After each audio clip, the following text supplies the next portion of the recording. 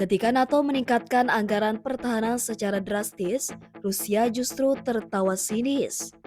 Menteri Luar Negeri Rusia Sergei Lavrov menyebut langkah itu bisa menjadi bumerang mematikan bagi aliansi tersebut.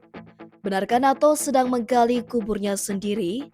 Dan mengapa Rusia di tengah konflik Ukraina dan tekanan global malah memberi sinyal pemotongan anggaran militer? Pekan lalu, para pemimpin NATO menyepakati peningkatan tajam anggaran pertahanan. Ini merupakan respon langsung atas tekanan Presiden AS Donald Trump yang menuntut sekutu-sekutunya membayar lebih untuk keamanan kolektif. Target baru ditetapkan 3,5% dari produk domestik bruto atau PDB untuk pertahanan dan 1,5% untuk infrastruktur militer.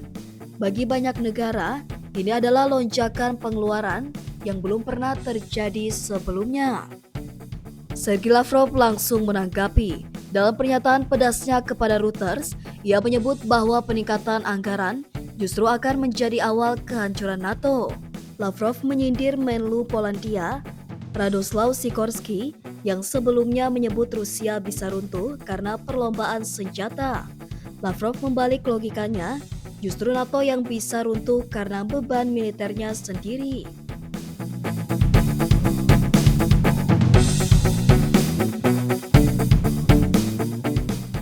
Tidak semua negara anggota NATO siap dengan target baru ini.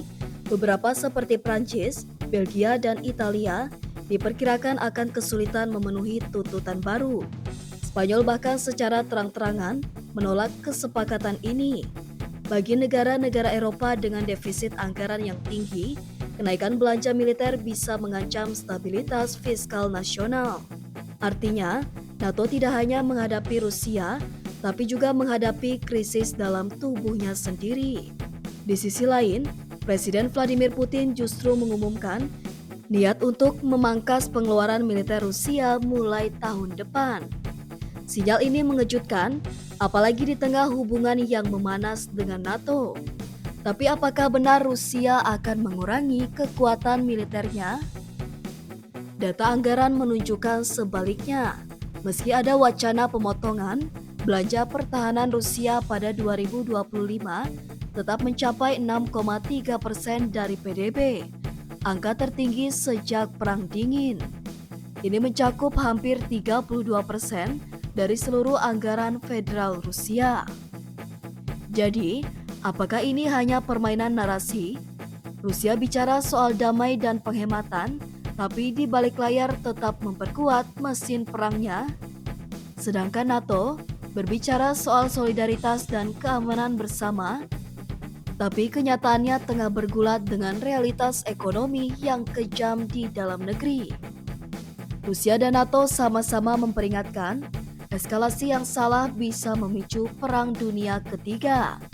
Dalam situasi ini, setiap dolar yang dibelanjakan untuk senjata bisa membawa dunia lebih dekat ke jurang konflik global. Dan jika beban anggaran terus membengkak, pertanyaannya bukan siapa yang lebih kuat, tapi siapa yang lebih tahan lama. Lavrov mungkin sedang bermain psikologi strategis, tapi kritiknya tentang beban militer yang memecah aliansi tidak sepenuhnya salah. Dunia sedang menuju titik kritis. Di satu sisi, NATO ingin menunjukkan kekuatan, di sisi lain Rusia ingin menekan sambil tetap terlihat tenang. Tapi apakah kekuatan militer bisa mengamankan perdamaian atau justru menghancurkannya?